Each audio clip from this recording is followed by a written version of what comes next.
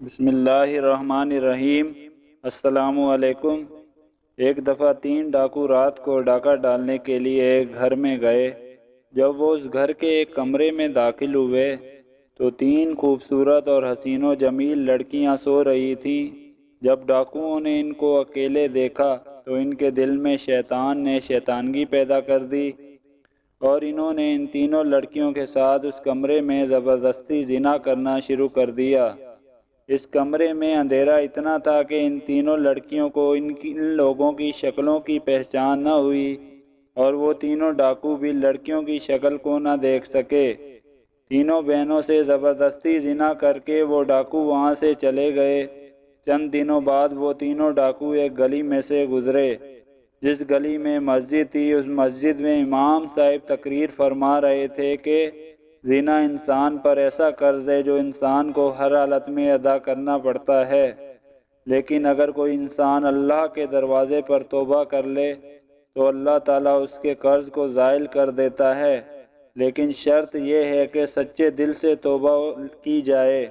امام صاحب کی یہ بات ان تینوں کے دل کو جا لگی، کیونکہ وہ تینوں بھی اکلوتی بہنوں کے بھائی تھے۔ ان تینوں نے کہا اگر ہماری بہنوں کو کسی نامحرم نے ہاتھ بھی لگایا تو ہم اس کی جان نکال دیں گے۔ تو دوسرے نے کہا جو قرض ہم پر ہے وہ ہمیں ہر حالت میں اتارنا پڑے گا۔ تیسرے نے کہا گناہ ہم نے کیا ہے اور سزا تو ہماری معصوم بہنوں کو بھگتنی پڑے گی۔ ایسے بھائی کے زندہ رہنے سے تو اچھا ہے کہ وہ پانی میں ڈوب کر مر جائے۔ اب تینوں کو اپنے گناہ کا احساس ہو گیا اور انہوں نے دوسرے سے کہا اس کی تلافی کیسے کی جائے۔ وہ تینوں اس گلی میں پشیمان ہو کر بیٹھ گئے۔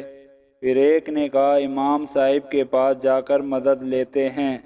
اس کے بعد وہ مسجد کے اندر داخل ہوئے اور امام صاحب کو ساری صورتحال سے آگاہ کیا۔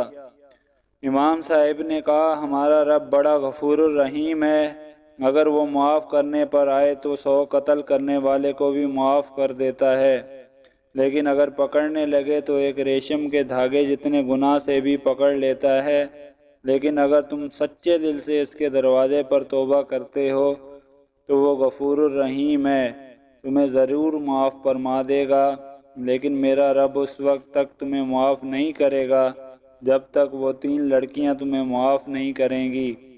وہ لڑکیوں کی طرف چل پڑے۔ چلتے چلتے وہ ان تینوں لڑکیوں کے گھر میں پہنچ گئے۔ جب وہ تینوں ڈاکو وہاں پہنچے تو انہوں نے دروازہ کھٹکھٹایا تو ایک بہن باہر آئی اور دروازہ کھولا اور پوچھا کہ تم کون ہو اور یہاں کیا کرنے آئے ہو؟ تو ان تینوں میں سے ایک نے کہا ایک ضروری کام تھا جس کو پورے کیے بنا ہمیں سکون نہیں آ رہا۔ ان کی باتوں سے اس لڑکی کو تسلی ملی اور وہ تینوں کو اندر لے گئی۔ جب وہ اندر داخل ہوئے تو باقی 2 بہنیں رو رہی تھیں، تو انہوں نے پوچھا کہ تم رو کیوں رہی ہو اور کیا تمہارے ماں باپ نہیں؟ وہ انہوں نے کہا کہ ہمارا ایک بزرگ باپ تھا، ایک رات وہ کسی کام سے باہر گیا تو 3 ڈاکوؤں نے ہم پر حملہ کر دیا اور ہم تینوں کو اکیلا پا کر ہمارے ساتھ زبردستی کی، اور جب یہ خبر ہمارے بوڑھے باپ نے سنی تو وہ یہ بات برداشت نہ کر سکا اور وہ اسی وقت اس دنیا سے رخصت ہو گیا۔ یہ سن کر ان تینوں میں سے ایک بولا کہ تم ان تینوں آدمیوں کو جانتی ہو جنہوں نے تمہارے ساتھ یہ ظلم کیا؟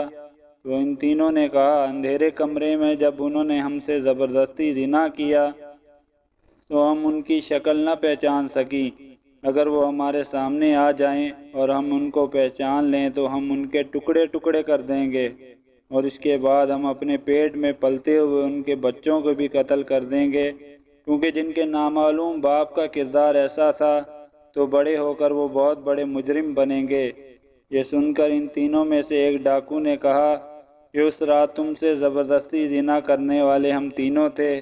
یہ سن کر ان تینوں کے پیروں تلے زمین نکل گئی، اور ایک بہن نے ایک خنجر اٹھایا اور ایک ڈاکو کی گردن پر رکھ دیا اور کہا کہ تمہاری وجہ سے ہم نے اپنے بوڑھے باپ کو کھو دیا اور ہمارے کردار کو تم نے خاک میں ملا دیا، اب تمہارا اس دنیا میں رہنے کا کوئی حق نہیں، تو دوسرے نے کہا واقعی ہم سے بڑا گناہ ہوا ہے، لیکن ہم اس کی تلافی کرنے کے لیے ہی تمہارے پاس آئے ہیں۔ اگر ہم اپنے گناہ کی توبہ نہیں کرتے تو ہم دوبارہ اس گھر میں کیوں آتے اور اپنے گناہ کے بارے میں بھلا تم کو کیوں بتاتے؟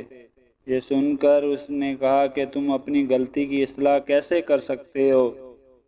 تو انہوں نے کہا تم تینوں بہنوں سے شادی کریں گے اور اسی طرح ہم اپنے بچے کو ایک باپ کا نام دیں گے۔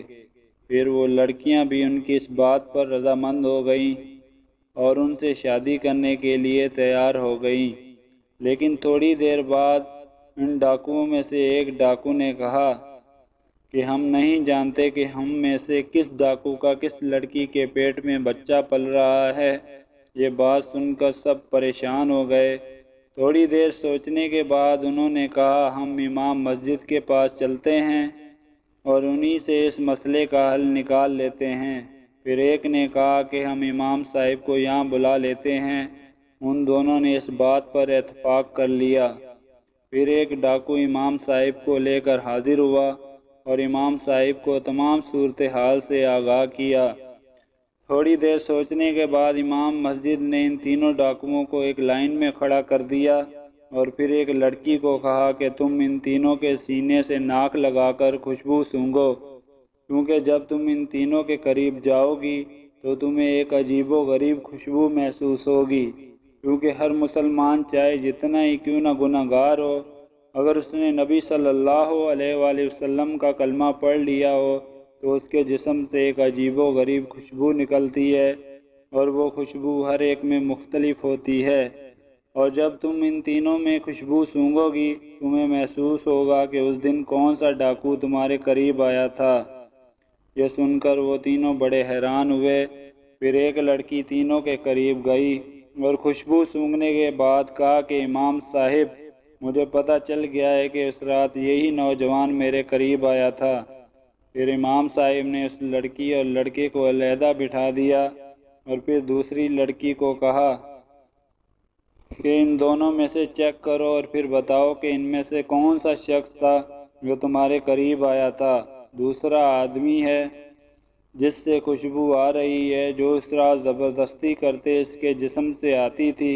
امام صاحب نے اس کو بھی علیحدہ بٹھا دیا اور پھر تیسری لڑکی کو کہا یہ آخری نوجوان تمہارا گناہ گار ہے۔ امام صاحب کی عقل مندی کو دیکھ کر وہ سب بڑے متاثر ہوئے۔ پھر امام مسجد نے ان تینوں کا نکاح پڑھا دیا اور تینوں اپنی غلطی کی تلافی کر کے ہنسی خوشی زندگی گزارنے لگے۔ اور جب 1 سال بعد تینوں کے بچے ہوئے تو ان کی شکلیں اپنے اپنے باپ پر تھیں۔